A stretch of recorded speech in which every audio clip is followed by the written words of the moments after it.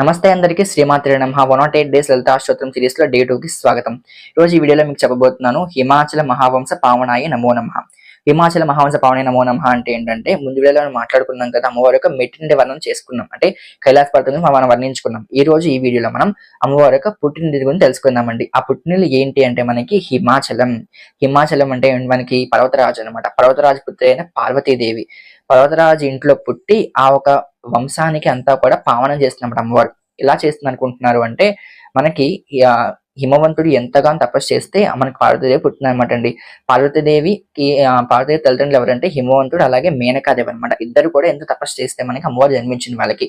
వాళ్ళ వంశంలో జన్మించి వాళ్ళ వంశాన్ని పావనం చేస్తుంది కాబట్టి అమ్మవారు ఆ నామం మనకి వచ్చింది అనమాట. హిమాచల మహావంశ పావనాయ నమో నమః. అండ్ ఆ తర్వాత పార్వతీదేవి కూతురి కింద పుట్టిన తర్వాత ఆయన వంశం అంతా కూడా ఎంతగానో ఖ్యాతి పొందిందనమాట. హిమాచల మహావంశం అంటే ఏంటి? మహా అనే పేరు మనకి గొప్ప ఉన్నతమైన వ్యక్తులకి మాత్రమే, గొప్ప ఉన్నతమైన వాటికి మాత్రం మహాండాన్ని వాడతాం అనమాట. సో అందుకే హిమాచల మహావంశ పావనాయై నమో నమః. అంటే ఏమి ఎక్కడుంటే అక్కడ చాలా సిరి సంపదలు వెలువడుతూ ఉంటాయి, కీర్తి ప్రతిష్టలుగా పెరుగుతూ ఉంటాయి అనమాట. కైలాసంలో ఉంటే పరమేశ్వరుడి కీర్తి ప్రతిష్ట పెరుగుతుంది. అలాగే ఆమె పుట్టింట్లో హిమాచల వంశంలో ఉంటే హిమవంతుడి ఇంట్లో ఉంటే ఆమె కీర్తి ఇక్కడ పెరుగుతుంది అనమాట. అంటే ఆ వంశానికి కీర్తి అనమాట. ఈమె ఎక్కడుంటే అక్కడ కీర్తి ఉంటుంది కాబట్టి మనకి నామంలో మనకి సెకండ్ నామంలో ఇలా చెప్పామన్నమాట. నెక్స్ట్ నామంలో ఏం తెలుసుకున్నామో నెక్స్ట్ వీడియోలో తెలుసుకుందామండి. శ్రీమాత్రే నమః. జై శ్రీరామ్.